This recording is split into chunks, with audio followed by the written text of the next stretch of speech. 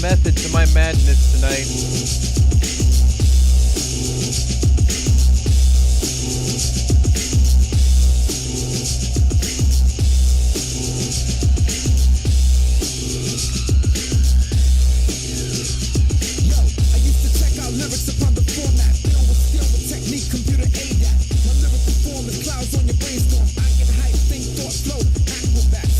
Not your regular intro.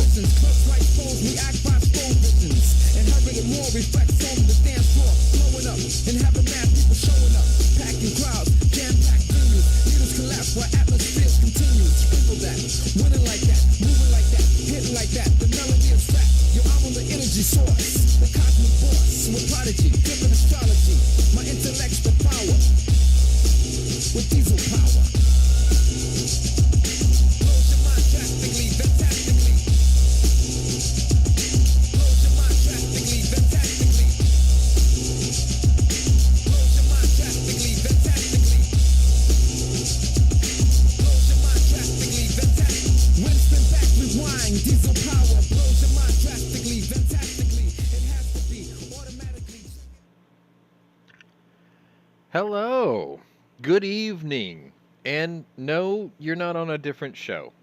I was willing to take the copyright claim tonight for that track, because tonight we are diesel powered, at least for the next 24 days. So, hello and welcome to the War Room. Sorry about last week. There was a few things going on in my life and other people's lives. I'll try to very briefly cover those things. But essentially, for those of you who don't know, I literally am diesel powered. I am the proud owner of a new to me truck that is indeed diesel powered. And I have officially become poor because of it, because the oil changes are $100, which I did last Sunday, and the fuel tank is so large that it was $100 to fill, which I did yesterday. But in my estimation, despite the fact that my car payments are now $220 more than my Thunderbird used to cost, and the fact that it cost me $100 to fill the tank, I get better range. So for those of you who ever considered diesel power, keep in mind that when you do go into this kind of thing, you have to stop thinking about miles per gallon. You need to start thinking about cost per mile. And when you do it that way, it makes a lot more sense. So yes, I went to the station yesterday. Yes, it cost me $100 to fill the tank. However, the onboard computer tells me I have almost 500 miles range. Whereas my Thunderbird would cost me $65 to fill, and I would be lucky if I got 220 miles range. So I paid 50% more to fill the tank, but I get more than double the range. So yeah, $100 to go to the station, but I only have to go half as often. It works out. Believe me, it works out. At least for the next 24 days. And some of you might be wondering why I'm banging on about 24 days.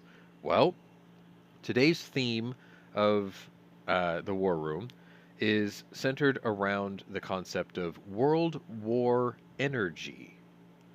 Geopolitical moves, the Russia blame game, Europeans sitting in miles long lines for several days for coal, which is the thumbnail today, to heat their homes. Miles long lines. This has not happened in Europe, specifically Poland, since the 1840s. And, well, the apparent global diesel shortage, as we've been told, by our beloved elected officials, who seem to find out that we now have 24 days of diesel fuel available in the country before we run out.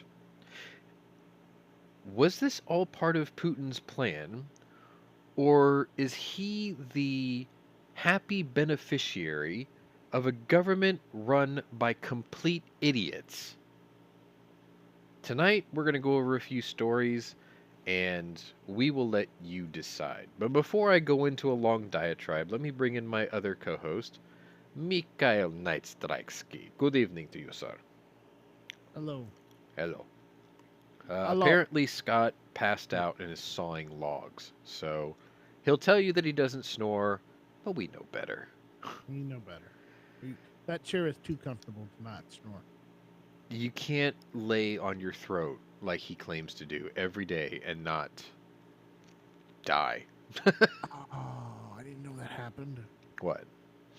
What did you do? Apparently, Jerry Lee Lewis died today. Have you not been paying attention to the celebrity death pool? I have not. No. Okay, he died today, 87. Yeah. No, it wasn't Dennis Quaid because he played Jerry Lee Lewis in Great Balls of Fire next to Winona Ryder, who did look a lot like Jerry Lee Lewis's first cousin once removed. However, that shit works. I don't want to know. Well, what I do know is they divorced in 1970, so it wasn't like they stayed together very long. Mm. 16 years, something like that. I don't know. I just remember the movie Great Balls of Fire. I remember watching it when I was way, way younger, and I didn't quite understand what it all meant. I was just like, ew, it's incest, ew. And then I thought, wait, what is this once removed thing? So, I don't know. Fuck it. Anyway, yes, we started the stream today. That was the Prodigy, Diesel Power. And because of today's theme, that's why I thought it was very fitting. So next week we'll be going back to Jimmy James's War. exactly the intro for War. We'll go back to that next week, but this week I just wanted to do something a little different. And this morning Mike heard me say it at work today. I was like, "Oh my god, I have this really cool idea. I don't know if I have enough time to go home, finish the show prep, make that video, and be ready to go on time." And yet here we are. So it worked out great. So, okay, before I brought you in, Mike, I was going on about uh, my recent acquisition and the fact that you would say I joined Team Maruchan or Team NASCAR with macaroni and cheese, the official food of NASCAR. Um, so there's that. But I was going into the idea of It was either Kraft mac and cheese or Maruchan. hell yeah. So I was like, um, by the way, if you're from Maruchan or if you're from Kraft and you want to sponsor my truck, it's a big white canvas, so hit me up. Anyway, I'm kidding. Federal No, though, no, he's not. He's Fiocchi, not. Federal, Fiocchi, Cellier and Bello, y'all need to hit me up for real. Anyway, um, now I was Yeah, I going would. into the differences of cost per or miles per gallon versus cost per mile and stuff like that. Yeah, I But heard. obviously, none of that's going to matter because in 24 days, this whole country is going to be without diesel. So here's the problem with the way that this country works. The world, actually. We have allowed you if you come and join me in my lobby for working stiffs every day here on the server, you hear me talk about this all the time. One of the biggest problems in our country specifically is we recognize the weak, and that's fine.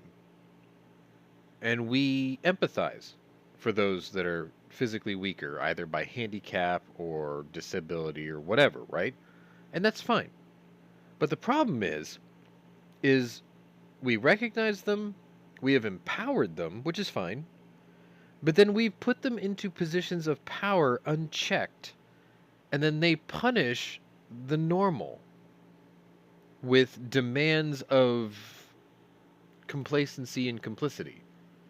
And every time we do that, everyone else gets hurt from it, right? I mean, look at the debates we have right now in public schools about transgenderism and sexual studies at the elementary school level. Why did we as a society allow that? Because we didn't want to offend those who believe that that's normal, right? We let that happen. So if we let that happen and we put them in charge and then they put this curriculum in our schools, how do we blame anybody but ourselves for letting that happen? Right? So let's talk about fuel. In this country, uh, imagine a barrel of crude oil. And it's really weird because I was always growing up with the idea that a barrel of crude oil was 55 gallons. Apparently, I'm wrong. Uh, the number I keep seeing now is 42 gallons, which coincidentally is the answer to life, the universe, and everything in between, right? Damn right. So let's just go with 42 gallons, just for simplicity's sake. Oil refineries work in what's known as a one-thirds, two-thirds formula. If you take 42 gallons of crude, they will make two-thirds of it gasoline, and they will make the remaining third of it diesel. But Pwnery, what's the big deal? Most cars run on unleaded fuel. That might be true for commuter vehicles, but the entire fucking world runs on diesel. And when the world runs on it, the world's economy runs on it. Trucks, boats, diesel electric trains, container shipping, aircraft. Let's be honest. Jet fuel, aircraft fuel, derivatives of kerosene or diesel. Higher octane, obviously, but my point still stands. The world runs on diesel fuel. And yet in this country, we do one-thirds, two-thirds, or two-thirds, one-thirds, however you want to split it. The reason they do that is because the refineries and the oil companies know that they make a bigger profit margin off of the commuter per gallon, despite the fact that the world runs on the other fuel. So they make less of the other fuel, despite the demand being so high for it, because they know they can just name their price, because somebody's going to be dumb enough to pay it. So they've been doing this for decades. And once upon a time, diesel was cheaper than gasoline. A lot cheaper. And the benefit of that was, not only was it cheaper, but you got a lovely little byproduct in the distilling process known as kerosene. Now, because of the EPA back in 2006, they made a demand saying that all diesel fuel must be ultra low sulfur emissions fuel. Okay, they want to save Johnny Polar Bear. Fine. Why did they do it? Because it lowers emissions. Fine. What did that do in turn? Forced refineries to make it. That cost them more to do it. Now diesel is more expensive per gallon than gasoline. The nasty side effect? The new process to make ultra low sulfur diesel doesn't allow for the production of kerosene as a natural byproduct. So now kerosene is synthetically made, which is why it's $6.50 a fucking gallon nationally. Yep. Ridiculous. Scott, if he was in the channel right now, would tell you that most of the heating oil in the country is either diesel fuel or kerosene. And now you're starting to see the problem when our nation's energy Well, industry tells us that there's only also natural 24 gas and days of propane. diesel left because they're not There's making also enough natural of it. gas and propane, though. Yes. Oh, by the way, uh, part of making apparently part of making gasoline and diesel requires the use of natural gas. Mm-hmm. So, there's that. Anyway, point still stands. They produce it half as much as they do gasoline per gallon because they make more money off the taxes on gasoline per gallon, despite the fact that the demand for diesel is higher because everything runs on it. Uh-huh. And they make less of it so they can jack up the price of it. So rather than doing profit by volume, they're just extorting people because of supply and demand. Anyway, we're going to run out of diesel fuel in 24 days, which means Mm-hmm. technically we're going to run out of heating oil in 24 days. The funny thing is there was a really, really good article written by and broadcasted by, who is that guy? Tucker Carlson. And you watched it, I know, Mike, and I watched it. Yeah. And the Well, funny thing I linked it is to you. in that story, he spelled out that the United States actually has a heating oil reserve, just like the National Strategic Oil Reserves, and it's Yes. 1 million barrels of oil, heating oil. And he said, but don't get too happy about that, because I did the math. This is him saying this. I did the math. And even if we used every drop of the heating oil reserve this country has put away, that would be enough heating oil to heat the country for 6 minutes. Think about that. The heating oil reserve is only enough to heat the country for 6 minutes. Then I guess it's time we start using electric heat. That Yes. use electric heat where we can in areas that we can, and use it and run it off of nuclear, and We could we'll just be fine. we could just burn our liberal neighbors. I don't know if the Canadians would like that. I didn't mean in other countries. I meant in our own. No. No? No. We can't do We that? gotta- no, the Canadians have more trees. That's easy. We can't. I meant the neighbors, not the trees. The people. We'll call it like Soylent Brown or something. I don't know. Obviously, I'm kidding. No, we can't do I'm that. speaking in hyperbole here. So anyway, Just yeah. like we can't T minus minefield 24 the- days. The border Actually, T minus 23 days and 3 hours, counting. technically. Yeah. So, there was a joke this morning on Jimmy's New Watch podcast, and I think you were I was part of there. it. And there. part of the joke was that I bought my truck at the wrong time, and I sort of had to defend myself a Oh. little bit. Oh, there he is out in the chat. Yeah, I know. I sort of had to defend myself just slightly. It wasn't about the fuel, it was about the interest rates. See, I jumped in now because interest rates are still going up. And I was trying to think of, I better buy it now before my T-Bird breaks down and is down for a time where I would desperately need another vehicle. And I might be buying a year from now when interest rates are twice as high as they are now. That's how I went into this loan. I thought, okay, yeah, there were 3 rate hikes. It has trickled down to credit cards and auto loans and house loans and whatever. I was like, let me get in now before the bleeding gets out of control. So that way I'm in before I desperately need to be in. That's the way I did that. Anyway. So yeah, the joke is I bought in at the wrong time in American history because we're going to run out of fuel in 24 days. And I was like, no, I beg to differ, you see, because I currently have a full tank, and I currently live a quarter mile away from a construction site where there's a 500-gallon transfer tank on skids in a field, and I can tow 12,000 pounds. Now, I'm just saying, if shit hit the fan, I'm set. But the inverse of that is I think I bought it the right time. I bought it the perfect time before a midterm election where every single thing that has gone wrong in this country, I can point to the last 2 years and the idiots in charge, and we have the power to vote the stupid out of Washington.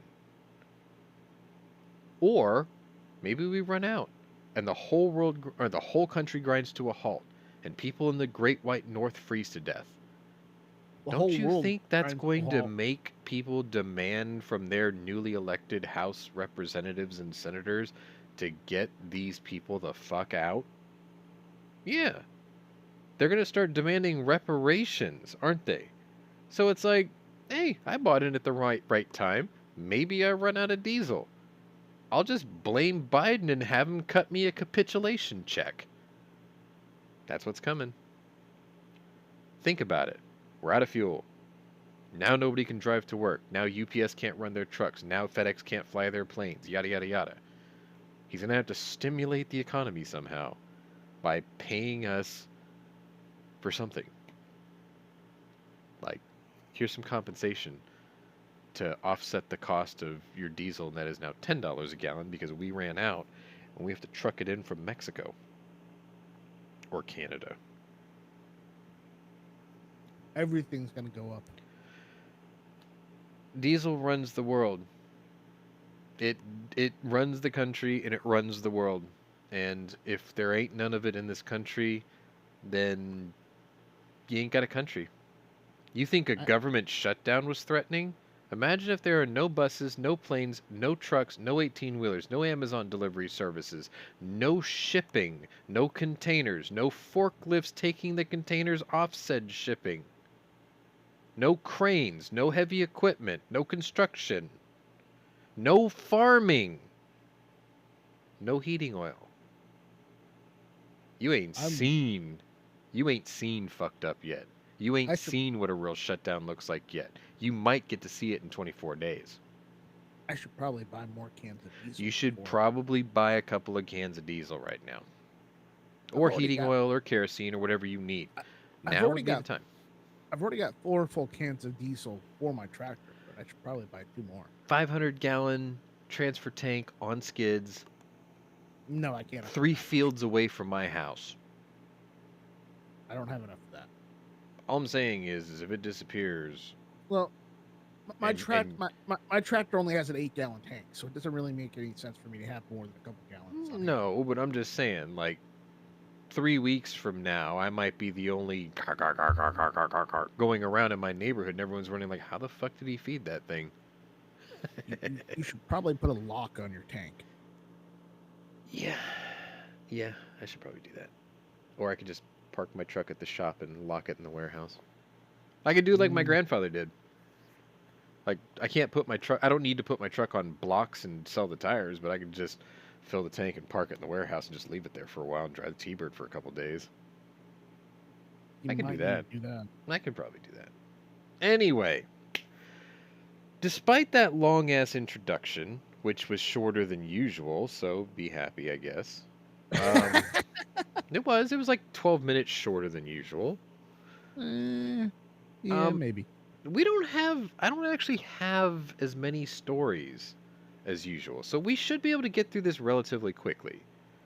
But, it's most of these 2 stories. hours later. No. Most of these stories are within the theme of the energy thing.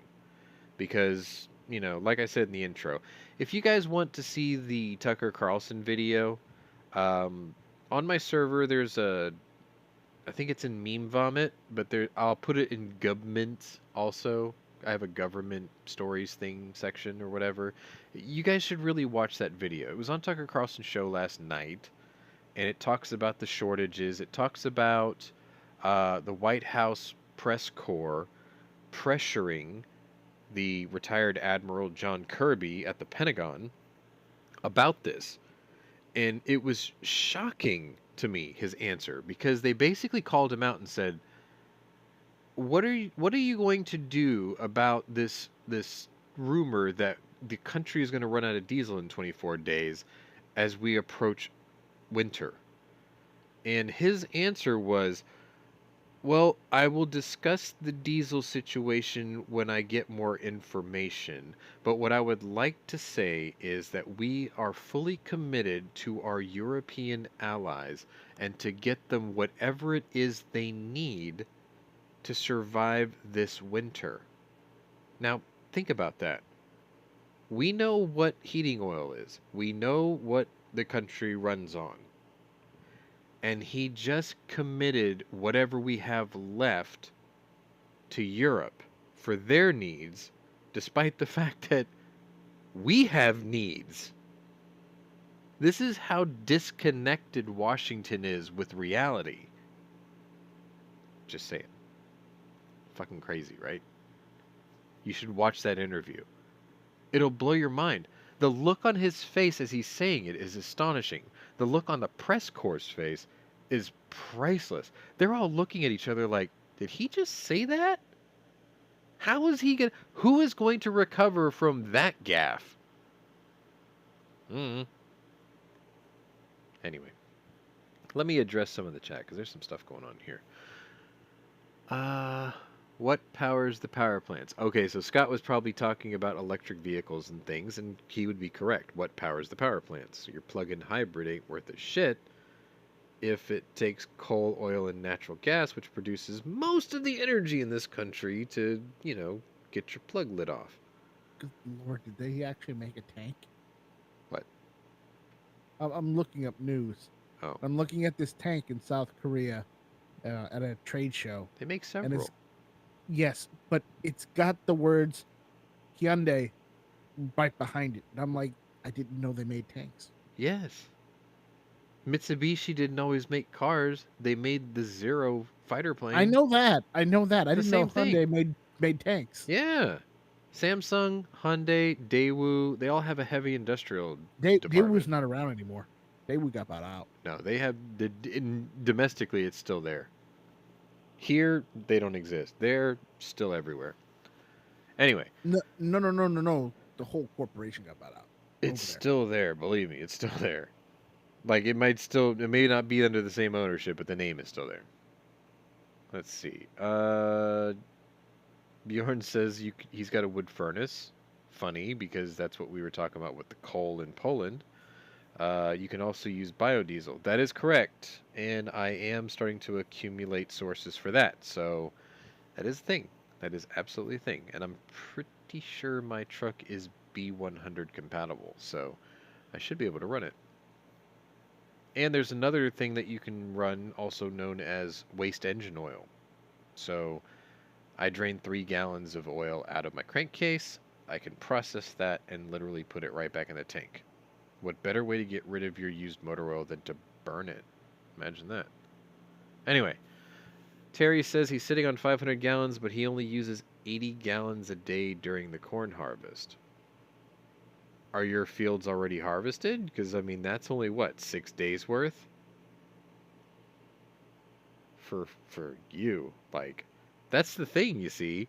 America's farmers, they have these tanks, right? Their diesel is stained red because they don't have to pay a certain tax on it because they're subsidized by the federal government because they're farms and farmers need help because everything is undervalued for them. That's why people always talk about we need to take care of the farmers in this country because they don't make money. Not really. Not the private farmer. The corporate farms do, but because they're corporate. But yeah, like a guy like Terry, 500 gallons, that's 6 days worth of diesel for him. Now, you could plant a field? Yes. You could harvest a field? Yes. Depending on your acreage, though, can you do it in 6 days?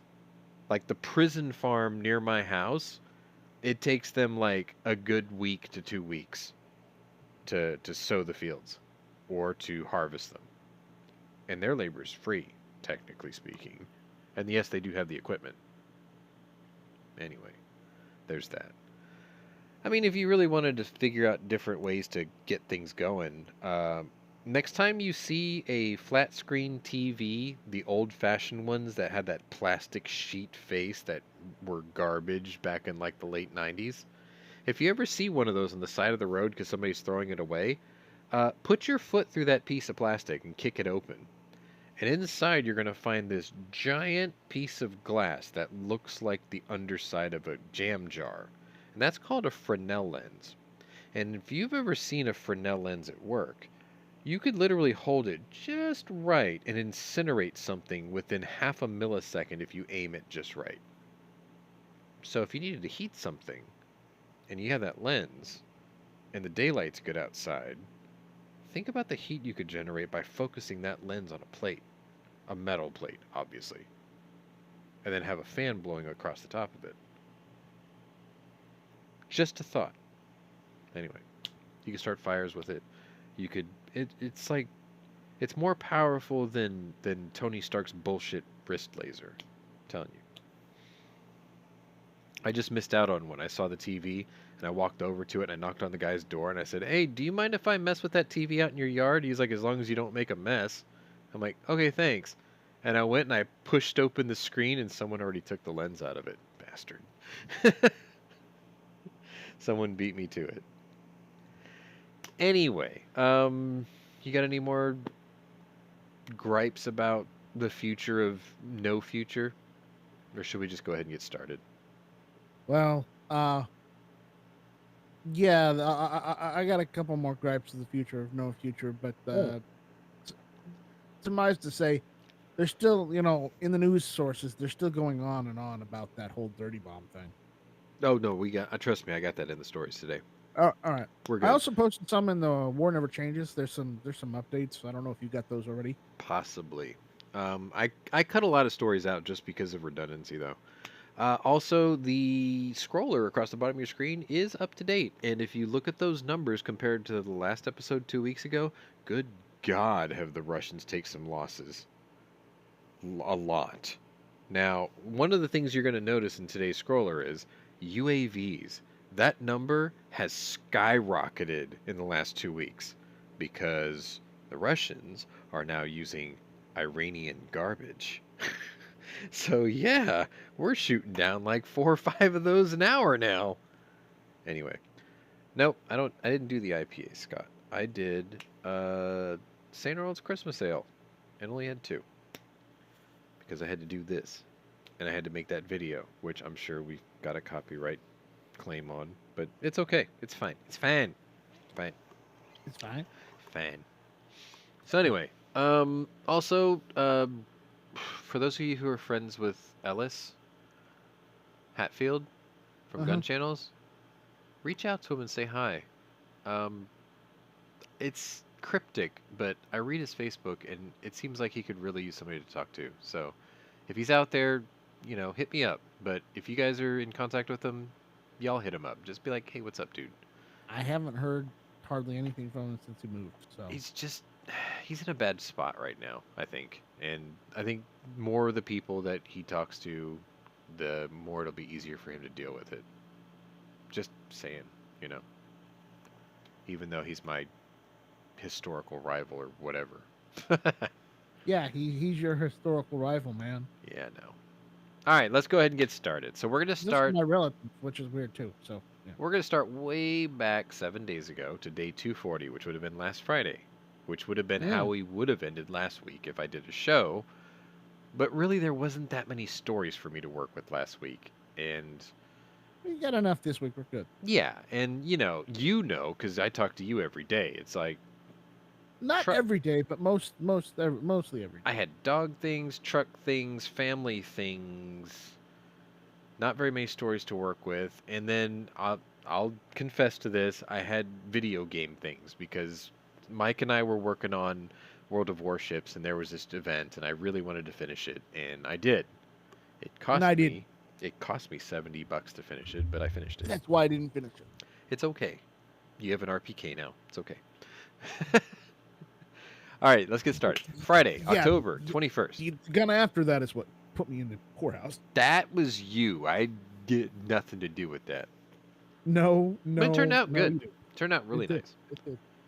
No, we're not going to spoil it. You guys can jump on my server, go into gun picks. You'll see exactly what we're talking about. He got that in really shitty shape, and it turned out brilliantly.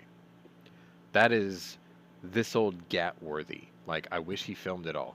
Because I would have put that as a This Old Gat episode. Honestly, the way it's configured, I could take it out of the old stuff. I know, and you could put it back the other way. And I can put it back just as easily as I took it apart, honestly. Wow, if you really want to film it, I'll put it on my channel, and that's fine. All right, Friday, October 21st, 1 week ago, day 240. And I'm going to start off with this picture here. And I know you're not going to know who he is right away, because he almost looks like Woody Allen-ish. But this guy's name is Philippe Etienne, and he is the French ambassador to the United States. And he said, so the story goes, French ambassador to the U.S., Philippe Etienne, defended both France's support of Ukraine against Russia's invasion and criticism against the UN Security Council, saying that the organization has shown steel and confidence. I think the last weeks have shown more steel, more confidence, not only in our Western democracies, but also in big South countries such as India and even China in the statements about the consequences of the war.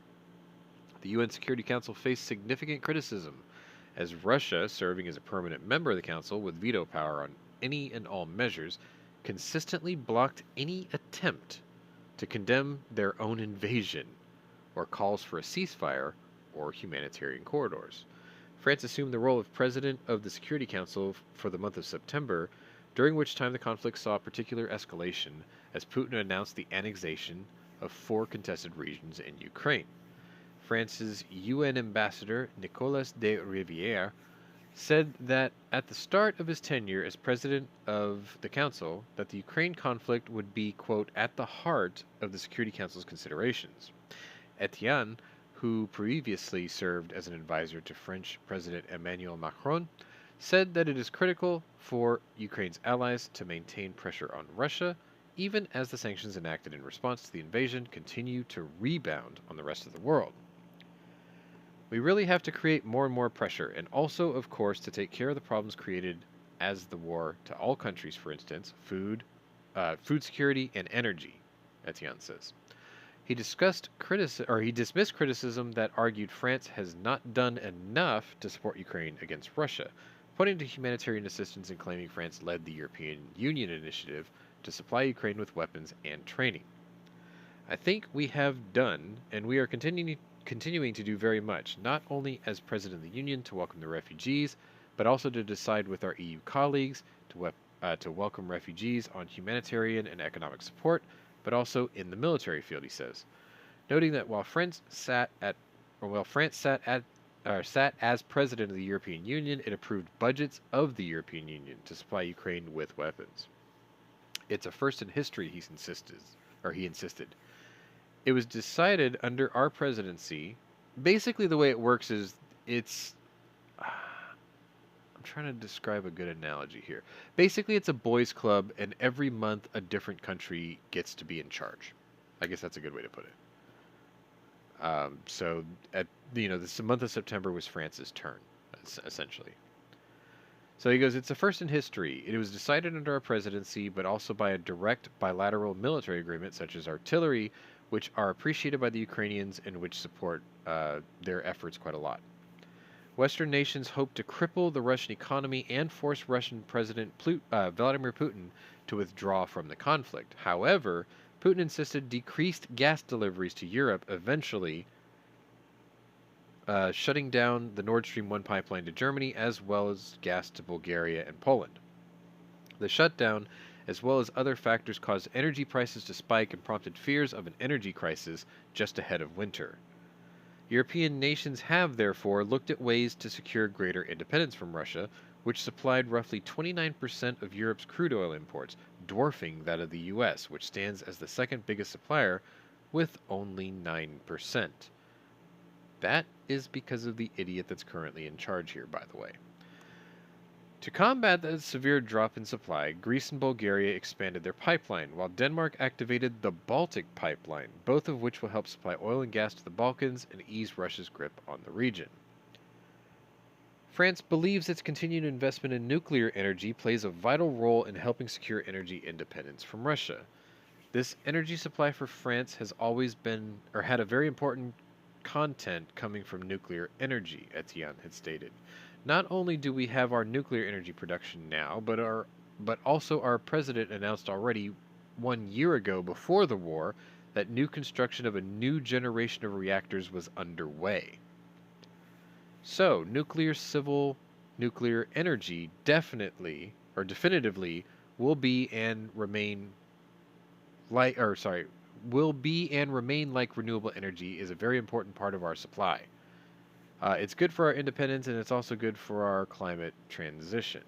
Even Germany has undertaken a reversal on its decision to fully shut down all nuclear plants by the end of 2022, instead keeping 2 of its remaining 3 plants running to help ease the growing energy crisis. Etienne also discovered French plans to help decrease concerns over a food shortage as Russia stalled on exports of fertilizers and grains. Listen, our president's full of shit. He can provide plenty of fertilizer for all of Europe. Just saying. Russia and Ukraine together produce 29% of global exports of grains, earning the nickname the breadbasket of Europe.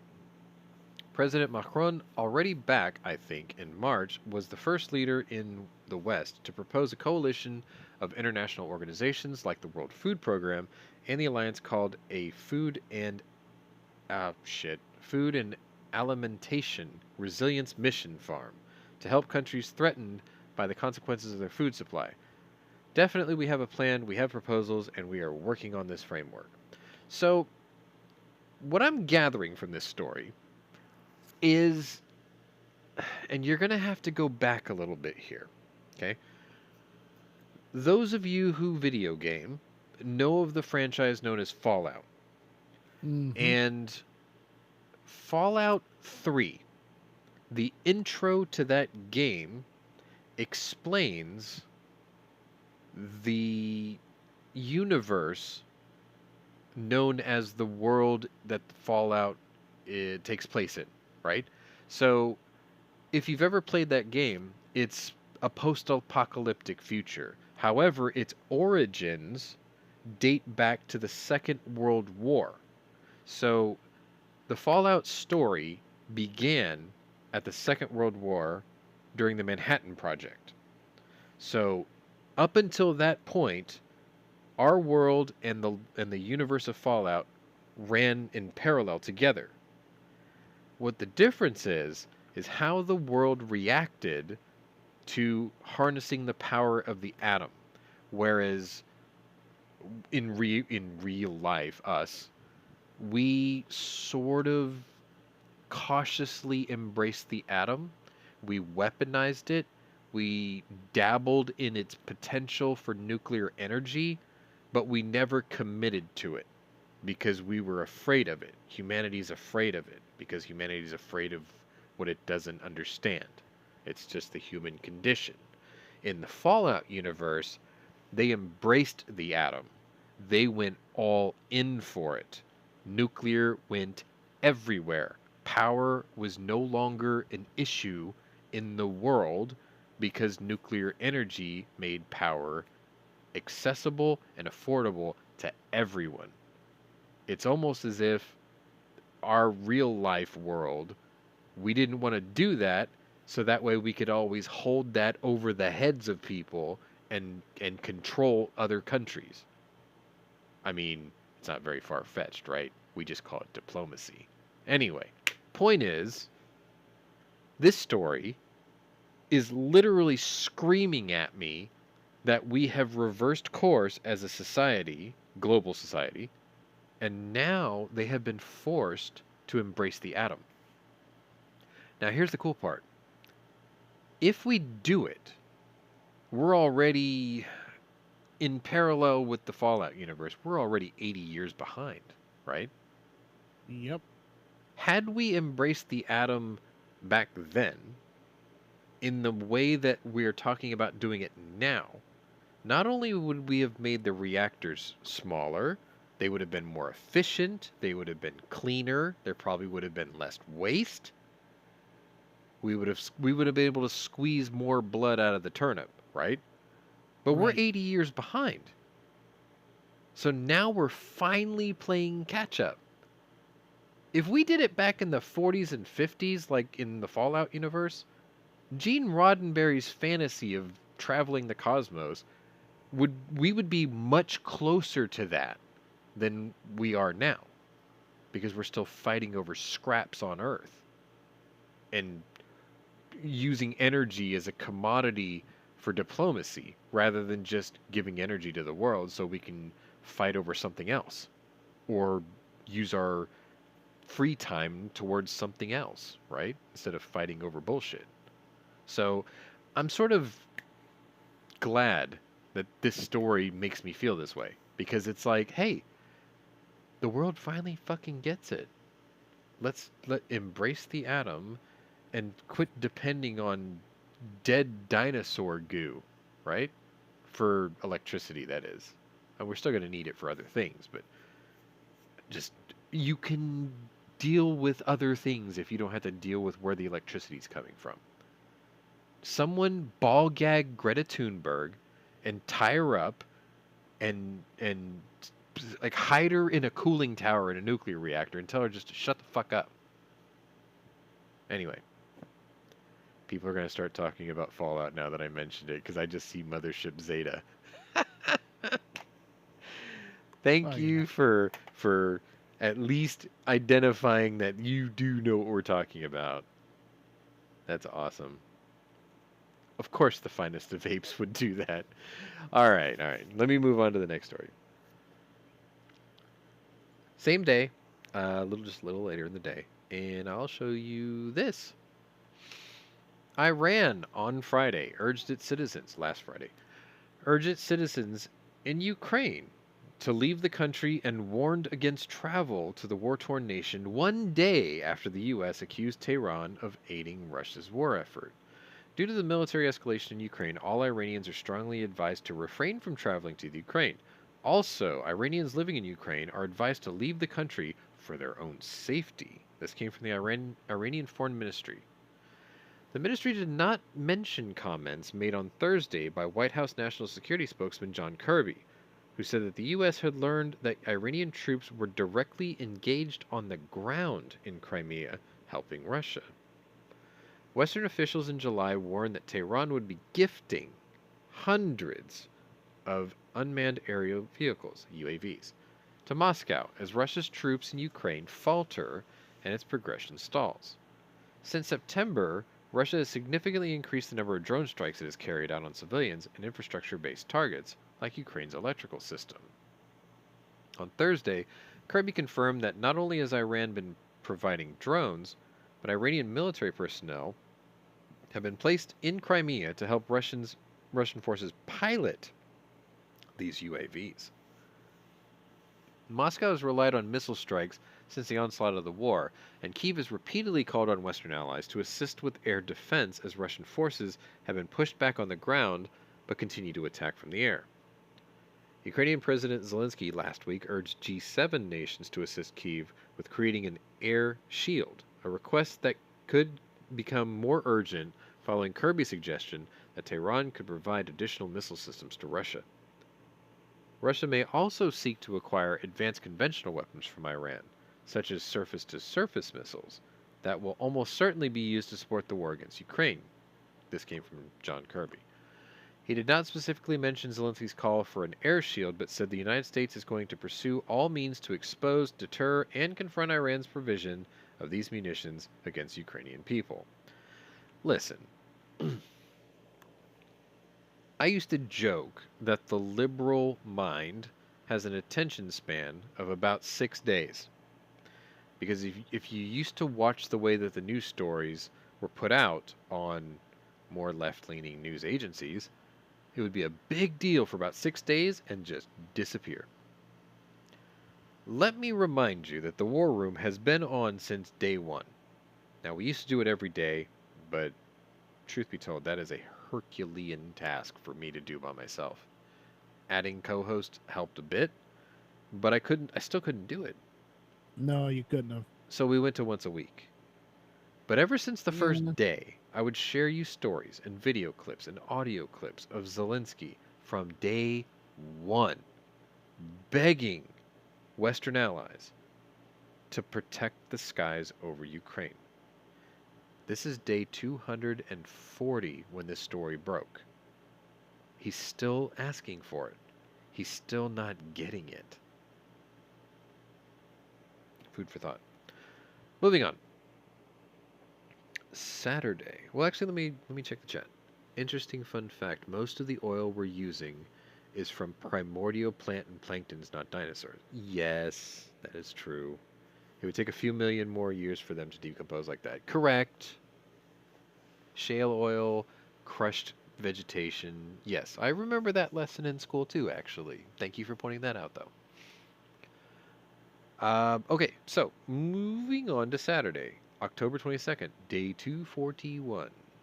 And this used to be a power plant. used to be. Dozens of missiles were fired across Ukrainian skies Saturday morning, causing power outages all over the country as Russian forces continue to pound the war-torn nation from the sky. Nearly 1.5 million people across Ukraine were left without electricity following the strike Saturday, reported by Kirilo Timoshenko, deputy head of the Office of the President of Ukraine. The Ukrainian Air Force said that it had been able to destroy 18 of the 33 cruise missiles that rained down on critical infrastructure in at least 5 regions across the country. Some of you might be wondering how they do that. I know this is going to annoy Fine Ape. I know it, so I apologize ahead of time.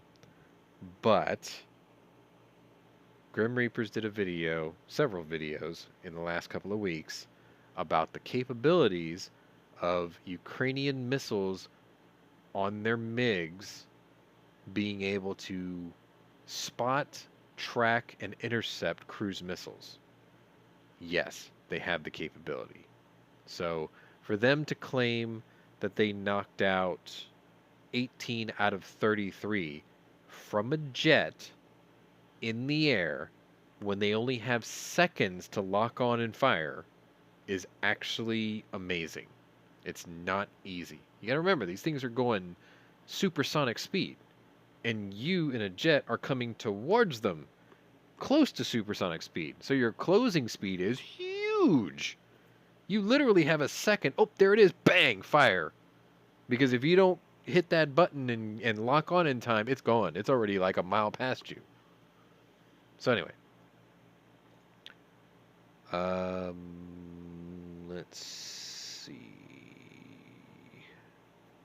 What? Oh. I keep forgetting I'm ahead of you by like a minute or two, so yes. You are. Yeah, because I'm reading the chat now. Anyway, let's see, where am I at? Another 10 Iranian-gifted Shahed drones have been shot down by Ukrainian forces over the southern Mykolaiv region since Friday. Governors across western and central Ukraine said energy facilities have been targeted in the massive missile strike. Not with a Y. Ukrainians in cities No, like not with Kyiv a Y. and Dnipro bunkered down amid hours-long air raids and power outages. The attacks also reportedly shut down water supplies in several of the regions.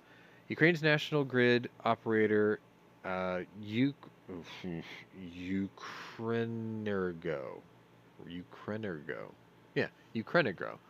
said that the attacks had largely targeted the main networks in western Ukraine, but that power had been restricted in 10 regions across the country as a precautionary measure. The consumer restrictions are necessary to reduce the load on networks and avoid repeated accidents after the power grids were damaged by terrorist missile attacks, the agency said in a message posted to Telegram.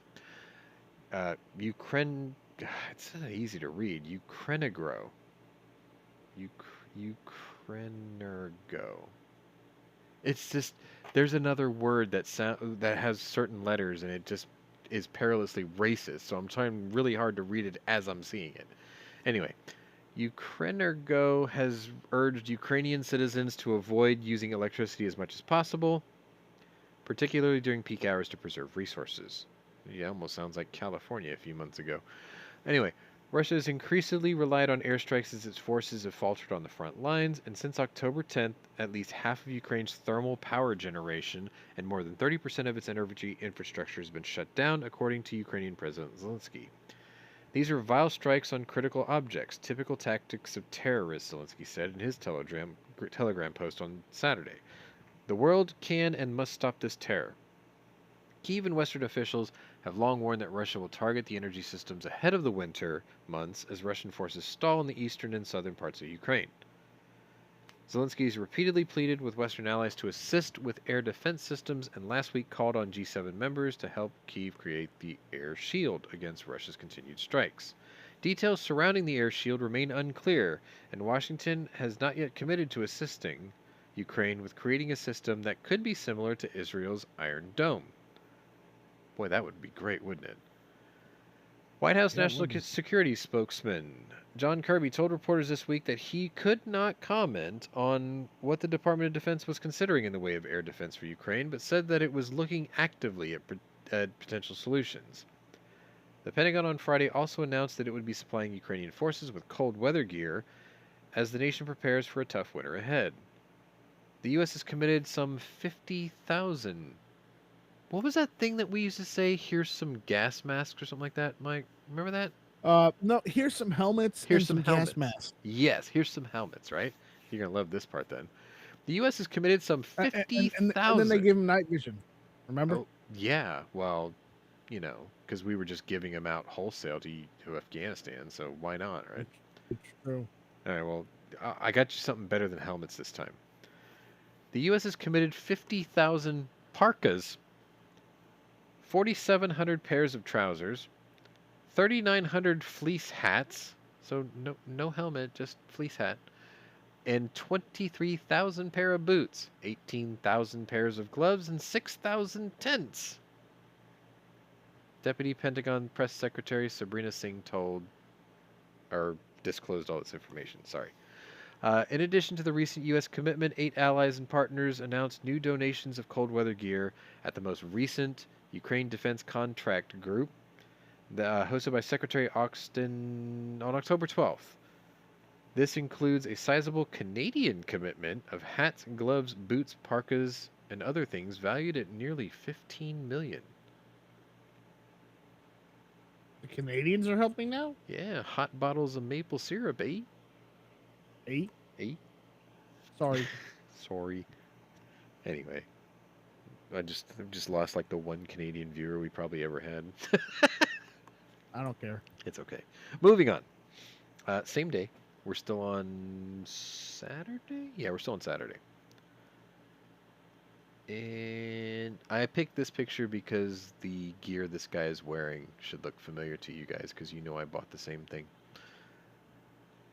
Okay, so here we go. Russia appointed officials in the city of Kherson on Saturday ordered all citizens to evacuate as Ukrainian forces prepare for what is expected to be a major counteroffensive in the southern region. Civilians of Kherson and all departments and ministries of civil administration must now cross over to the left bank of the Dnieper River, Russian authorities from Kherson said in a telegram message. The order was made due to the tense situation at the front and increased danger of massive shelling of the city and threat of terrorist attacks. It added in reference to approaching Ukrainian forces. The statement Oh told my. civilians, to bring pets, valuables, and documentation as they flee what many believe will be the next major front Ukraine's fight to regain its territory. Intense fighting has ensued in the region for months, but as Ukrainian troops look to oust occupying forces from the regional capital, there's a growing sense that the battle there is reaching critical juncture. Russia was able to take Kherson without devastating it, and it has held the city since February 24th. But Ukrainian advances and an information blackout in the region suggests Ukraine could be planning another major counteroffensive, like the significant advancements it made in Kharkiv last month, which put Russian forces on the retreat. Russia installed Kharkiv. officials. Yeah, Kharkiv. They didn't lose their Kharkivs, they were taken. Russia installed officials in Kherson said this week that they were planning to move 10,000 people a day from Kherson across the Dnieper River and urge them to evacuate to Russia. Ukrainian forces have been targeting bridges, thoroughfares, and supply routes that connect Russian troops in Kherson to vital access points in eastern Ukraine and Crimea. Russian General Sergei Surovikin said this week that the situation in Kherson was already difficult and Russia was, quote, not ruling out difficult decisions there. Does that mean he's going to execute people, or does that mean he's going to just leave them behind? Either one is a difficult decision, right? Anyway, Russia's defense ministry on Saturday said that it repelled a counteroffensive along the front lines in southern Ukraine, but nobody could independently verify their claims. Russia has also declared that the Kherson region is now its territory following its attempt to annex it last month. Ukraine and Western allies have dismissed this as nothing short of an illegal land grab. Duh. Anyway, for those of you who wondered what I was on about the suit, I bought the outfit that that guy on the right's wearing. I've got the whole setup: hat, jacket, BDUs, cold weather pants, the whole 9 yards. It's cool, but it's got Ukrainian patches all over it. Moving on. Sunday, October 23rd, day 242, and Mike, we're halfway through. Just so you know. See, that'll be 2 hours, maybe. Shifty eyes. Some of you might know this prick here. Russian Defense Minister Sergei Shoigu told his French counterpart in a telephone call on Sunday that the situation in Ukraine was rapidly deteriorating and trending towards uncontrolled escalation. In a phone call with French Defense Minister Sébastien Lecornu, published on the Russian side, Shoigu said Moscow had concerns Ukraine could use a dirty bomb in the conflict, without providing any evidence to support the suggestion that Ukraine might use such a weapon. They discussed the situation in Ukraine, which is rapidly deteriorating, the defense ministry said in a readout of the call. It is trending towards further uncontrolled escalation. The so-called dirty bomb uses conventional explosives laced with radioactive material. The defense ministry did not provide any further information on its statement. So basically, the number two guy in charge of Russia is basically fear-mongering everyone, saying the Ukrainians are going to use a dirty bomb. Ukraine, Ukraine, Ukraine. Now, many of you know when we talk politics, I always tell you that the DNC playbook only has 2 pages. Page 1 is always preemptively accuse the other side of what you're guilty of first, because that way you set the narrative. Page 2 is, if all else fails, sexism, racism, xenophobism, whatever, right? But in this case, Shoigu's saying that the Ukrainians are going to use a dirty bomb, which leads me to believe that he's about to start using chemical and biological weapons. Because that's what Russians do. They accuse the other side of something, and then they turn around and start using it. Because they said, well, we told you they were doing it first. It's like, no, you didn't. You just made some shit up. Moving on. You know, there's no bounty on that guy. Weird. No? No. They don't have the deck of cards thing. Maybe after NATO or the UN or the US gets involved, there'll be a deck of cards, and he'll be like, I don't know, the Queen of Hearts or something. Moving on. This is Zaporizhia. You've heard me talk about this ad nauseum, ad infinitum, ad mortem. And nothing's changed. The G7 called on Russia to return control of the Zaporizhia nuclear power plant to full Ukrainian control Saturday, following reports that Russia had kidnapped leading Ukrainian employees from the facility. The power plant has been a major concern for both Ukraine and Russia throughout President Vladimir Putin's invasion of the country, posing a threat of nuclear disaster if it is damaged or left in disrepair amid the conflict. The G7 nations include the US, Canada, France, Germany, Italy, Japan, and the UK. We condemn Russia's repeated kidnapping of Ukrainian leadership and staff and denounce the application of other forms of pressure on remaining Ukrainian personnel, the G7 announced in a joint statement. These actions further impair the nuclear safety and security of the ZNPP, Zaporizhia Nuclear Power Plant, by preventing key personnel from executing their indispensable functions. We strongly reject these reckless, cruel, and dangerous acts and demand the immediate release of those detained. We urge Russia to immediately return full control of the ZNPP to its rightful sovereign owner, Ukraine, to remove all Russian personnel from the facility, and to stop any attempts to recklessly and dangerously place the ZNPP under Russian administration, which could further jeopardize its safe and secure operations, the statement added. The statement went on to reject Russia's claimed annexation of Donetsk, Luhansk, Zaporizhia, and Kherson regions of Ukraine. An International Atomic Energy Agency team, IAEA, deployed to the power plant in September and reported that the facility had been severely damaged by artillery strikes. Both Russia and Ukraine denied targeting the plant. The first important safety pillar that exists in any nuclear facility is not to violate its physical integrity. This came from the IAEA Director General Rafael Grossi. And unfortunately, this is exactly what had happened. This happened, and this continues to happen. The physical attack, wittingly or unwittingly, the hits at this facility has received, and that I could personally see and assess together with my experts is simply unacceptable. We're playing with fire, and something very, very catastrophic could take place, he added. Ukrainian President Zelensky called for UN troops to deploy to the facility and upkeep it for the duration of the conflict. So he's basically asking for an intermediary to be a watchdog for it. And for those of you who don't know, the Zaporizhia power plant is the biggest nuclear power station in all of Eastern Europe. It provides power for most of Eastern Europe because it has 6 reactors all lined up like ducks in a row. Just so you know. I mean, I can't point it out on the screen because you can't see me moving my mouse across it, so my apologies. But number 1 is the one you're seeing there. Number 2 is the one to the right of it. And if you look way off in the distance, you can see the tower to number 3. They literally just straight down in a line. Anyway, moving on. And some of you know who this is.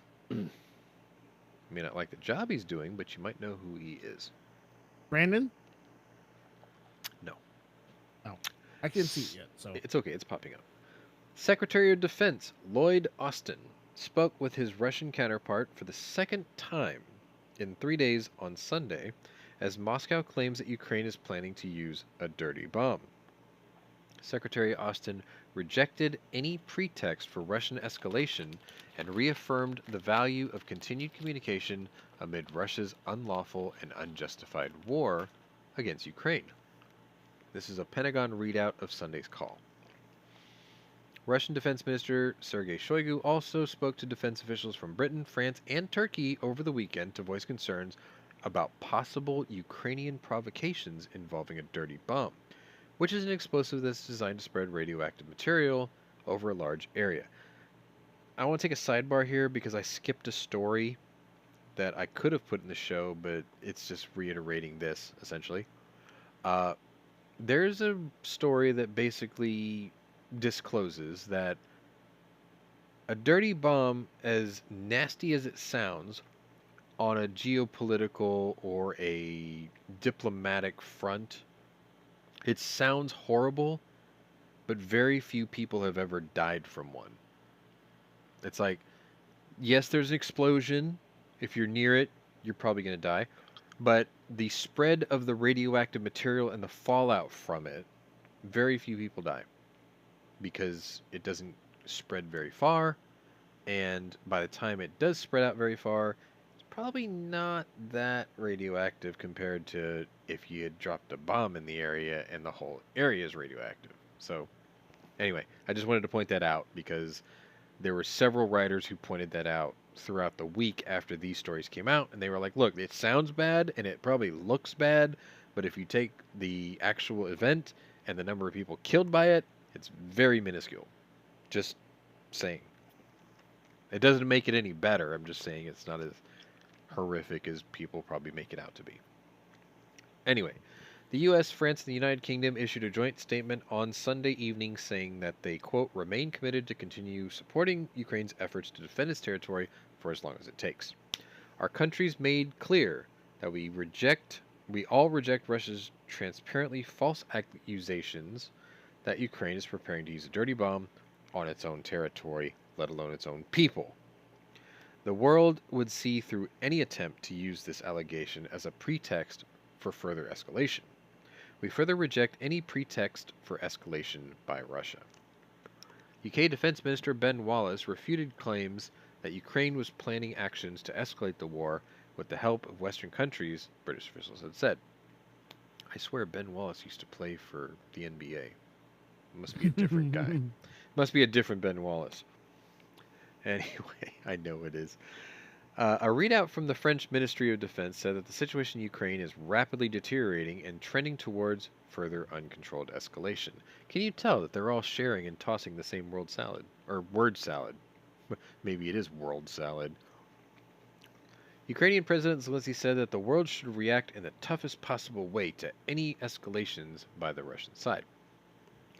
When today the Russian Minister of Defense organizes a phone carousel and calls foreign ministers with the stories about the so-called dirty nuclear bomb, everyone understands everything well, Zelensky said in his video address. If Russia calls and says that Ukraine is allegedly preparing something, it could only mean one thing. Russia's already prepared that thing. See? Didn't I tell you? Preemptively Mm-hmm. accuse the other side of what you're guilty of first. Even he knows that. Anyway, Ukrainian Foreign Minister Dmytro Kuleba called the dirty bomb claim as absurd as it is dangerous, writing that Russians often accuse others of what they plan themselves. Jesus Christ, I should have read this before I said it. Anyway, I'm just It, ahead of the curve. Let's just get that out of the way now. it's as if we predict things before they happen. You You know. can call me the Ukrainian Oracle from this day forward. Anyway, Ukrainian forces have You know what? I should be the U.S. diplomat to Ukraine now. Anyway, Ukrainian forces have focused their counteroffensive in the southern Kherson region in recent weeks after making major advancements in northern Kharkiv last month. Russia-appointed officials were evacuating parts of Kherson on Saturday ahead of what is believed to be bitter fighting this week. I'll tell you what, you give me that job, I will take that cute Ukrainian girl that plays Lily in the AT&T commercials as payment. Anyway, moving on. That was a joke. Monday. We made it to Monday. Okay, October 24th, day 243. And some of you might recognize these people. I I labeled this picture Axis of Evil. Anyway, continued assistance to Russia in the form of drones and weapons could place Iran at risk of being considered an enemy combatant in Ukraine, a status that opens the country up to sharing responsibility for war crimes. With the potential for missiles to be transferred by Iran to Ukraine, one has to begin to consider the Islamic Republic as a combatant on the side of Russia in the Ukraine war. This came from the Foundation for Defense of Democracy's senior fellow, Behnam Ben Taleblu. Indeed, if Iranian heavily armed suicide drones are striking Kyiv, then there's no room left to entertain the fiction that Iran is just a passive partner in this conflict. Taleblu's comments come after multiple reports over the last week indicated Iran has increased its assistance to the Russian war effort in Ukraine, including supplying Russian forces with suicide drones and surface to surface ballistic missiles. Iranian Revolutionary Guard Corps members have also reportedly traveled to Crimea to help train Russian forces on the use of the Iranian-made weapons, a move that signals deepening military ties between the two countries. The fact was confirmed by White House National Security spokesman John Kirby on Thursday, who said the Iranians decided to move in some trainers and some technical support to help the Russians use them with better lethality.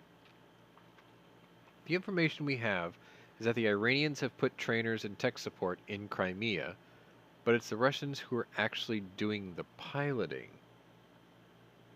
Kirby told this to the reporters. That's our assessment at this time. Sidebar. When was the last time we heard of an armed conflict between two nations where the help came and just flew the jets themselves? Oh, that's right. That would be North Korea with the Russians, wasn't it? Funny, now the Russians are using Iranians. End sidebar. Let's see, where am I at? Iranian Revolutionary Guard Corps members have also reportedly traveled to Crimea. Okay, I already said that part. The information we have, I already said that part. Damn it. Okay. Mm-hmm. Aggressive regimes in Tehran and Moscow are increasingly dependent on each other because of the international backlash against their coercive foreign policies and imperial ambitions. This came from James Phillips, a senior fellow for the Middle Eastern Affairs at the Heritage Foundation. Both have been heavily sanctioned as a result and cooperate to avoid said sanctions. Phillips noted that the two countries have also cooperated in Syria, where their militaries have joined forces to help keep Syrian President Bashar al-Assad in power. Remember that guy with the big fat bulldog cheeks? Yeah, that guy. But That Iranian guy? cooperate yeah, that guy. Hmm. But Iranian cooperation with Russia in Ukraine could be even more problematic for the country, with reports surfacing that Iranian-made kamikaze drones have been used to strike targets around Kyiv, including civilian areas. The strikes were the most recent example of alleged war crimes Russia has committed in Ukraine. While using Iranian-supplied equipment to carry out the strikes, and could cause Iran to be considered at least partially responsible for the crimes. No, totally responsible, because it's your shit. Anyway, if Iranian personnel are launching and controlling the drones, or even just maintaining them for the Russians, then they should be considered combatants, Phillips said. At a minimum, they are definitely accomplices to Russian war crimes, since the Russians are using the drones to target civilians and civilian infrastructure. Russia's invasion of Ukraine largely cut the country off from most of the international community, forcing the Kremlin into partnerships with countries such as Iran and North Korea. Inconsistent results on the battlefield have complicated matters for Russian President Putin, with the Russian military depleting stocks of munitions in an attempt to regain the initiative against emboldened Ukrainian forces. As a result, Russia has turned to its newfound partners for help in maintaining the war effort.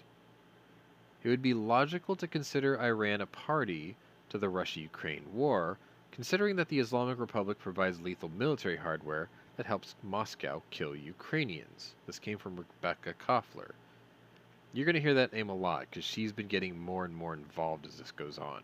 She's a former DIA intelligence officer, and she was the author of a book called Putin's Playbook, Russia's Secret Plan to Defeat America. The same issue can be raised about North Korea, who has been supplying munitions of artillery, shells, and rockets to the Russians.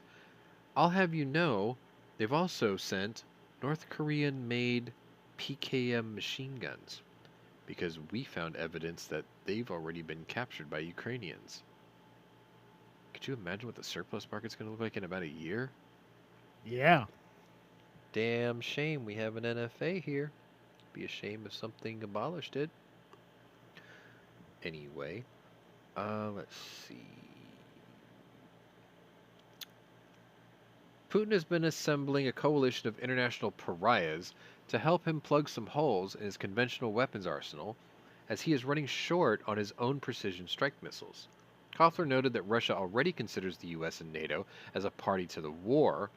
With the American-led alliance providing Ukraine with lethal weapons, it needs to sustain its defense against invasion.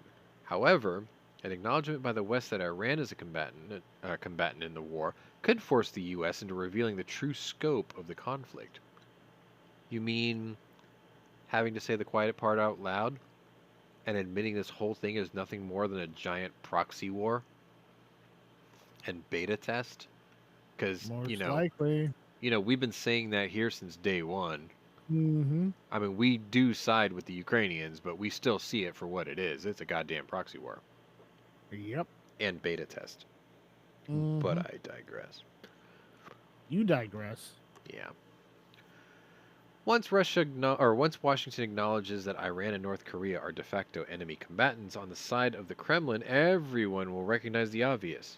We are now in a new East versus West battle, she says. And the battlefield is expanding beyond geographic boundaries and into cyber, economics, and other domains. Despite Iran's participation in the war in Ukraine, the White House has continued its effort to rekindle the Obama-era Joint Comprehensive Plan of Action, also known as JCPOA, better known as the Iran nuclear deal, though talks have recently stalled and a new agreement has become increasingly unlikely. Not that it matters, because JCPOA is just a matter of we're conveniently looking the other way while you stab us in the back and develop a nuclear bomb in the shadows in your little caves. That's what that really means. The White House is still under the delusion that it can reach a nuclear deal with Iran and Russia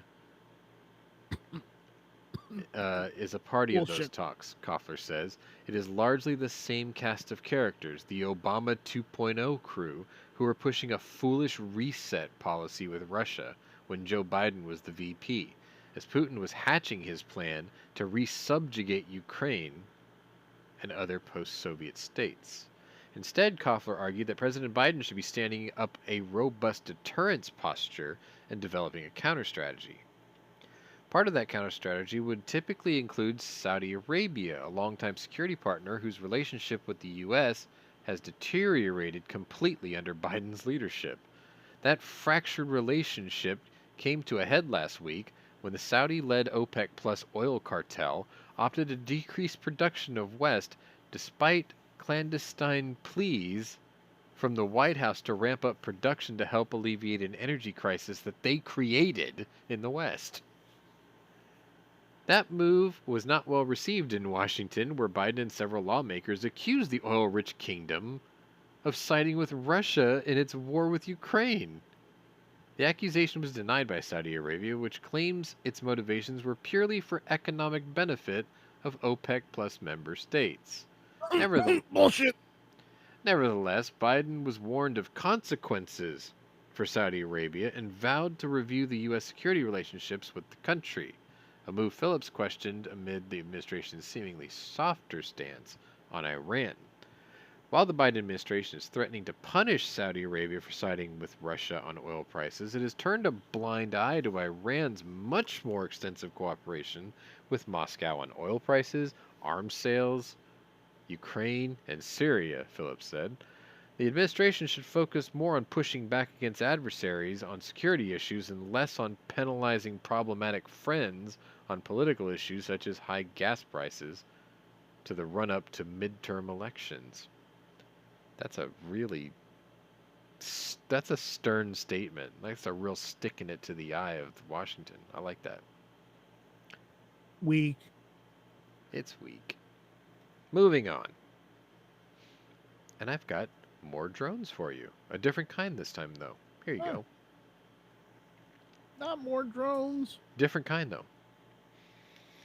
Okay, so Russia is probably paying for Iranian kamikaze drones by assisting Iran's nuclear research programs. Well, duh. Zelensky made the statement during an address to the Haaretz Democracy Conference on Monday, saying Russia has purchased at least 2,000 Shahed 136 drones to coordinate drone strikes. Why? Wait, I got it wrong. At least 2,000 Shahed 136 drones and has used them to bombard Ukraine. Iranian instructors have been spotted in Belarus teaching Russian forces to coordinate drone strikes with the Iranian-made drone system, leading to further fears that Belarus's role in the conflict in Ukraine may soon escalate. Now, let me just point something out here. The West refuses to enter Ukraine because they say it's bad and it's escalatory. But the Russians have Belarus in its back pocket, inviting Iranians into both countries to train them. They have also brought in Chechen rebels, and they also have a neo-Nazi paramilitary organization known as the Wagner Group, all in theater. And nobody's saying that they're escalating anything? What the fuck? Russia has used almost 4,500 missiles against us, and their stock of missiles is beginning to dwindle, Zelensky says. That is why Russia went looking for affordable weapons in other countries to continue terror. It found them in Iran. I have a question for you. How does Russia pay Iran for this, in your opinion?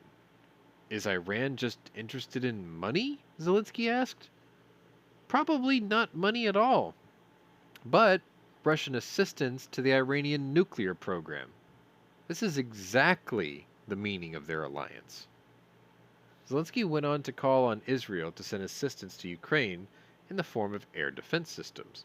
He said Ukraine has been asking for such support since 2014 and suggested that Russia would not be in its current alliance with Iran if Ukraine had a robust air defense system like the Iron Dome at the outset of this conflict.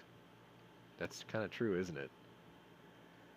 Putin's military has shifted towards a strategy of using missiles and drone attacks to destroy Ukraine's power and water infrastructure in the recent weeks. Zelensky announced that Russian attacks had destroyed nearly a third of Ukrainian power stations earlier in October. Putin began escalating attacks on Ukrainian infrastructure in early October after bombing of the Kerch Bridge, which connects Russia to Crimea. Russian forces first opened up with an hours-long barrage of missiles and Iranian kamikaze drones on more than a dozen Ukrainian cities on October 10th. Ukrainian Defense Minister Alexei Reznikov condemned the attacks as war crimes and called on Western countries to supply more air defense systems to Ukraine. Our enemy believes that missile strikes are effective means of intimidation, but they're not. They are war crimes, Reznikov wrote. Civilians are dying and getting injured. Ukraine, with the support of the civilized world, must bring the missile terrorists to justice, and we will do it. The Russian Air Force is also conducting routine patrols over Belarusian airspace after President Alexander Lukashenko claimed the country was a threat from Ukrainian invasion.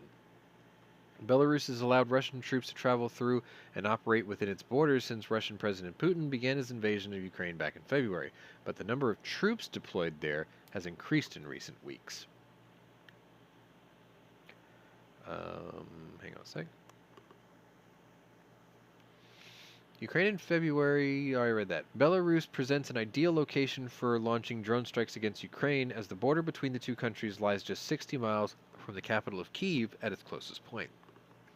Lukashenko claimed last week that Ukraine posed a threat of drone and missile strikes to Belarus, leading Russia to increase its deployment in the country to 9,000 troops and begin regular air patrols.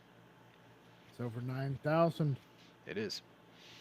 While Russian and Belarusian forces have participated in joint military drills throughout the invasion of Ukraine, Belarusian forces have yet not participated in any offensive.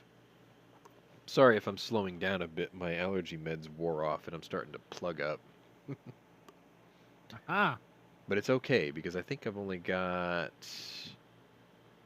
3 stories left. Only. This is where it gets good. You're going to love this picture too. Here we go. My dog is scratching herself at an incredibly slothy pace, and it's got me bothered.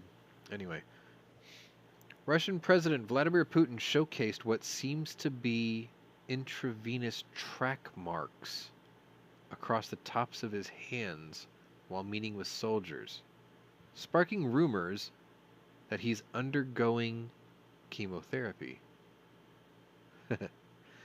The video was released by Russia's Ministry of Defense last week, showing the Russian president overseeing drills while accompanied by several soldiers. Putin at one point is seen donning ear protection and glasses as he practices shooting a sniper rifle. After standing up, Putin grabs one of the soldier's arms with his hands, with the visible marks showing. A reporter for the Ukrainian news website The Kyiv Post tweeted 2 videos out from the ministry, one with several watermarks making Putin's hands harder to see, and another with no shot at all of his hand. The origins of the marks on Putin's hand, as displayed on the video supplied by a Kyiv Post journalist, is unclear. This came from Rebecca Koffler. The video continues to show soldiers undergoing military exercises and a shot of Putin examining a line of soldiers while speaking with a reservist. Putin's health has come under question before, with rumors of his declining health gaining momentum since Russia invaded Ukraine. However, the Kremlin has been quick to shut down such rumors, denying reports several times this year alone. Experts also concur Putin looks to be in good health despite reports to the contrary. He doesn't have the look of somebody with a chronic ongoing condition such as cancer. He is not debilitated or pale, But not everyone who has cancer looks like they have cancer. But you can't say that it rules it out, says Dr. Mark Siegel. He's a regular on a lot of news outlets. He's been on Fox, he's been on um, America's News Source, or I can't remember the other one. There's another really big one out there. I think he's been on Sky News also. Anyway, despite the scarred look on his hand, Siegel said that Putin does not look like somebody with the illness. Such placement is, however, typical of where you would be putting an intravenous line for such treatment. The scarred appearance of his hands makes you think that it's possible that he's had more than one treatment, that is. Koffler also stated that Putin was in good health given the lack of evidence proving his deteriorating state, and agreed with CIA Director William Burns that Putin is entirely too healthy. Contrary to the rumors of Putin's deteriorating health, my assessment is that there are no anomalies in Putin's physical or mental health that present an immediate danger to his life, Koffler was quoted as saying. Sorry. I have no evidence that it would lead me to conclude that Putin is about to kick the bucket. That's her professional opinion, by the way. Sadly. Yeah. Koffler continued on to note that such rumors came from the opposing outlets and figures, stating that such falsities are in fact harmful to both Americans and Europeans as the war with Ukraine continues. The resulting effect of such false narratives is harmful. The rumors of Putin being ousted or about to become incapacitated end up setting up unrealistic expectations among Americans and Europeans who might think that if Putin were gone, the world would stop, or the war would stop, and the Russia problem would just go away. Koffler stated that, wow. Koffler stated that given such narratives, the consequences of a world without Putin would be equally a nightmare for the West to deal with. Now, there's a reason she's saying this. Because we have seen this before in Iraq. We have seen this before in Libya. We have seen this before in Morocco. We have seen this before in... I can't remember the other country. Basically, I was going to name off every country in North Africa and stop at Egypt. Because that is exactly what happened in the mid to late 2000s in a movement known as the Arab Spring. Every leader was ousted, and every country had a power vacuum that led to a civil guerrilla war and chaos and anarchy. And Al Qaeda and the Taliban moved right in, swiggity swoogity, and pretty much took it over and installed Sharia law in almost all of those countries.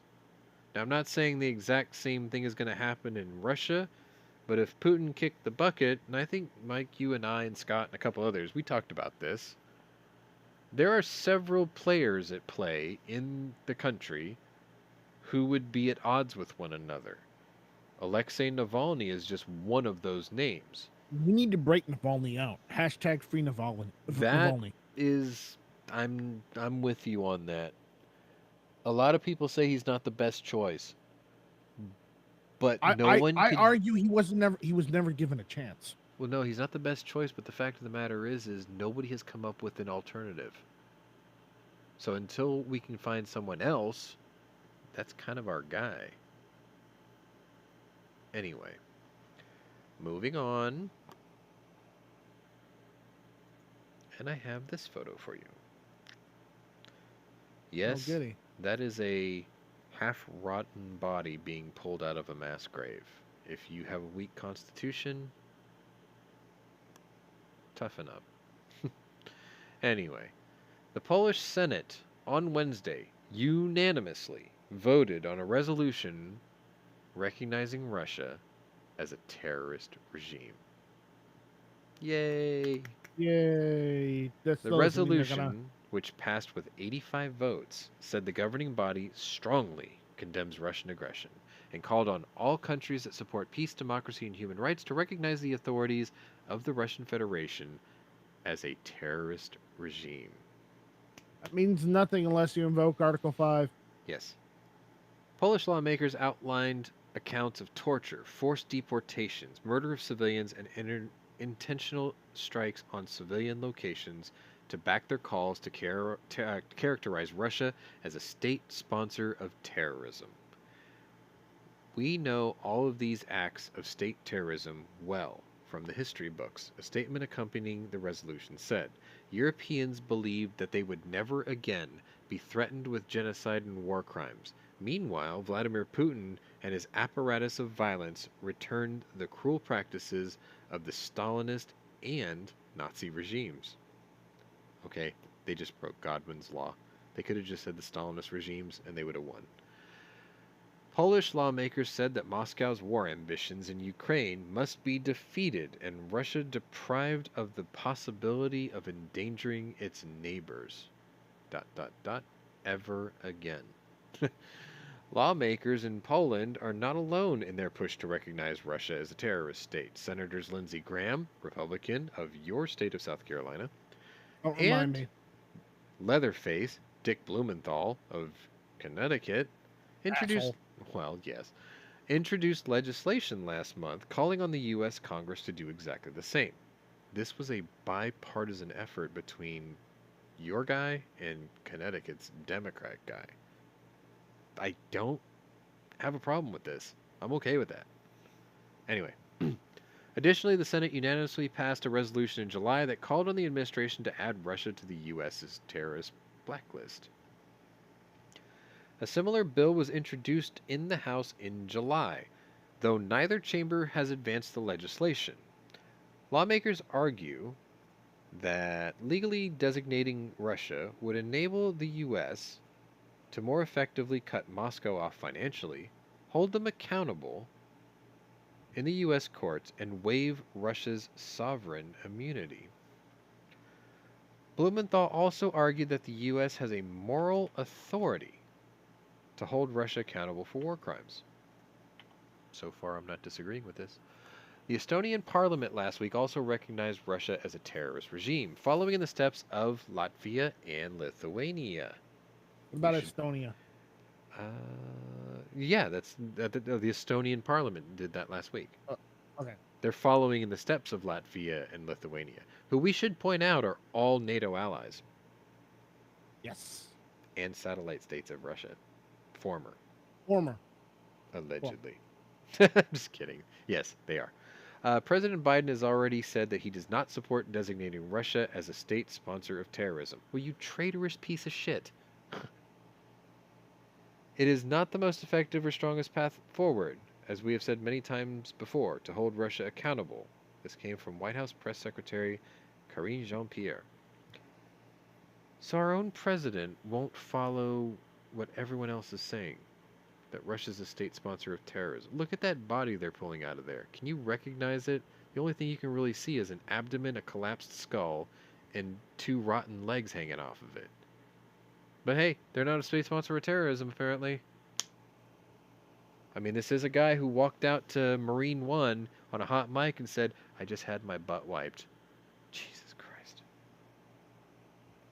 This fucker has the button. Do you also have his hash pipe? I don't know. And the final story of the day. Oh, good. Possibly the scariest one. I'll just give you a diagram here. The United States, us, will be accelerating its plan to locate upgraded nuclear weapons in European NATO bases as Russia continues to threaten Ukraine. Political reports, citing various sources familiar with the issue, that U.S. officials told NATO allies during a closed-door meeting that an upgraded B-61-12 airdropped gravity bomb, initially scheduled to be transported to Europe next spring, will now be pushed up to December. Pentagon spokesman Brigadier General Patrick Ryder told the outlet that the modernization of the U.S. B-61 nuclear weapon has been underway for years and plans to safely and responsibly swap out older weapons for the upgraded B-61-12 versions, and is part of a long-planned and scheduled modernization effort. It is in no way linked to current events in Ukraine's bullshit, and was not sped up in any way. Bullshit. He said of the process, but not the accelerated timeline.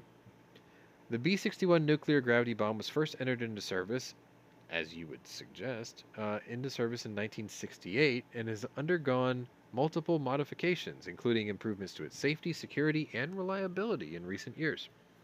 The latest life extension program replaced old models to be more accurate and compatible with newer aircraft, according to the National Nuclear Security Administration, which falls under the Department of Energy. The B 61 12 LEP is refurbishing, reusing, or replacing all of the bomb's nuclear and non nuclear components to extend the service life by 20 years. The B 61 12 LEP is critical to sustaining the nation's air delivered nuclear deterrent capability. It will be air delivered in either ballistic gravity or guided drop modes and is being certified for delivery on current strategic aircraft, the B 2A, and dual purpose aircraft, the F 15E, F 15C, F 16C and D, and MLU, as well as the PA 200, as well as future aircraft platforms. On Tuesday, Russian officials notified the U.S. that it plans to carry out nuclear exercises, including test missile launches. Notably, the tests are expected to include the firing of intercontinental ballistic missiles, which are capable of housing nuclear warheads. Russia is obliged to provide this advance notice under the new START Treaty. Air Force Brigadier General Patrick Ryder said that the launches, they've happened before. The U.S. was notified, and as we've highlighted before, this is a routine annual exercise by Russia, he said at his latest press conference. Russian President Vladimir Putin has repeatedly threatened to utilize all means necessary to defend Russian territories, including annexed Ukrainian properties, amid his invasion of Ukraine. Ned Price, a spokesman for the U.S. State Department, said Russia's compliance with the notification requirements is a good sign. While Russia engages in unprovoked aggression and reckless nuclear rhetoric, these notification measures do ensure we're not taken by surprise and reduce the risks of misperception. Ukrainian President Zelensky has discouraged Russia from using nuclear weapons and has called on NATO to take preventative measures to ensure that they're never used. Earlier this month, NATO launched a regular nuclear deterrence drill in Western Europe. So, is that an escalation? Yes. I mean, we're just bringing shit up to speed, right? You know as well as I do that's an escalation. Months earlier.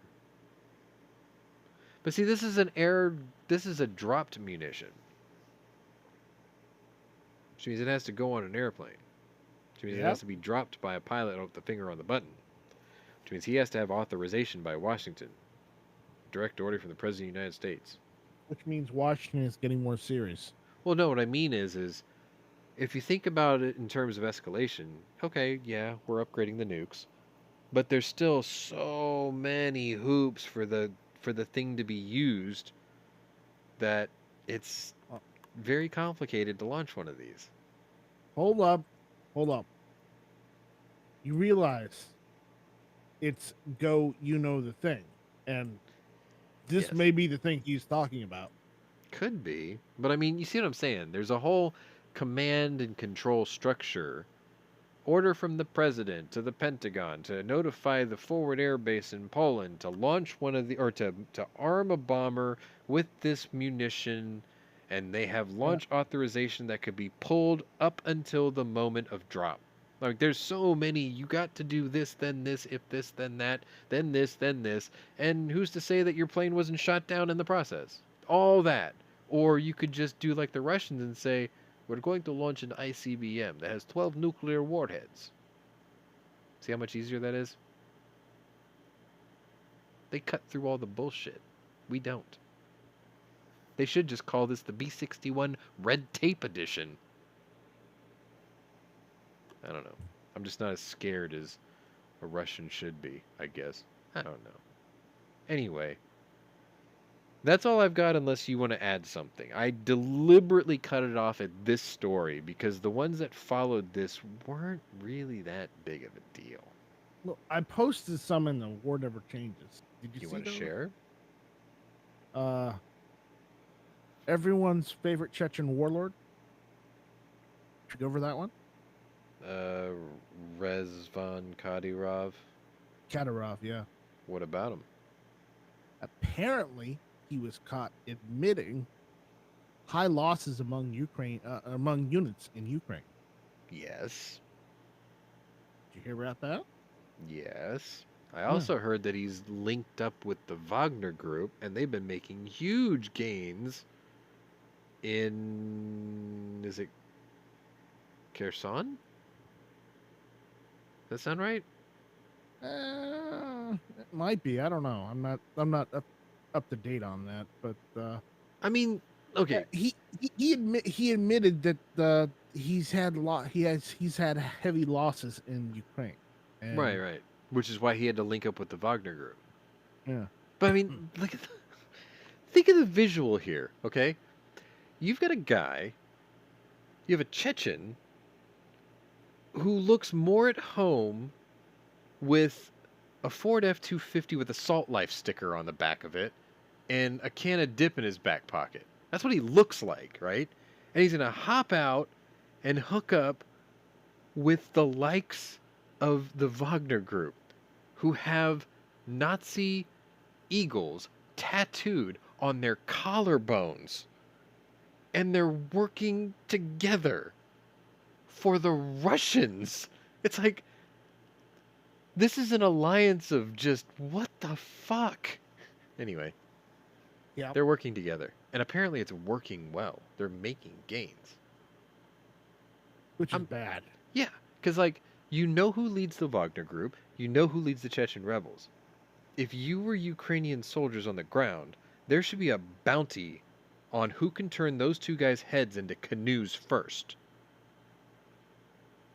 Like, you canoe that guy's forehead, and not only will we take you off the front, we will send you to Hawaii for the rest of the war, and you can go flirt with Tulsi Gabbard or something as a reward. But no, I think those guys are way too protected and way too well hidden. Yep. But it is what it is. So yeah, I did know about that story. Okay. Got anything else for me? No, that's about all I had. Well, then Other than Russia has claimed that their recruiting efforts have been successful with 86,000 troops. oh, you know what? Thanks for bringing that up. The Russian military is now conscripting Afghan soldiers to help them in Ukraine. You have to wonder which Afghan soldiers? The ones we spent 20 something years and billions of dollars training? Or the tally that have $80 billion worth of our gear that we just let them have? I'm gonna say the second part. I hope that's the case. I truly do. Because if they conscripted and hired the very people we trained, then they're traitors to us, and we should just level the whole country then. Because there's nobody we can trust anymore. But then again, we did sort of stab him in the back and leave him behind, right? Because, the thing. Yeah. Go, the thing. Yeah. Because, he had to get his butt wiped. And then we had to deal with the Fetterman thing this week. Always with the Fetterman. Yeah, but the takeaway I got from that debate was I believe I'm a dumbass. I'm for fracking. I believe I believe in fracking. It's like I believe you are out of your fracking mind. You fat-headed oaf. And with that, I'm going to prove Mike wrong. What do you mean you're gonna prove me wrong? We didn't hit 2 hours. I'm gonna play this. Ah. Well, then you know what? Shall not be infringed. No, I haven't even got to that part yet. We still have to do an outro. Oh, we have to do that. Okay. all Yes. right. So Hurry up. anyway, if you've made it this 1 hour and 49 minutes and 45 seconds, I want to thank you all for taking the time to listen to us. If you're new to my channel, welcome, but if you're a regular here, welcome back. Either way, check out my other playlists and see if my other interests may be of interest to you. The links to my Discord server are in the description of this video. You are more than welcome to come and join. We're on every day, including the weekends, just not as often. Anyway, this was the War Room. This was day 270... Oh boy, 247. Yes. And anyway, next week, we'll be back for more War Room. So until then, Slava Ukraini. Rhyme Slava. And good night.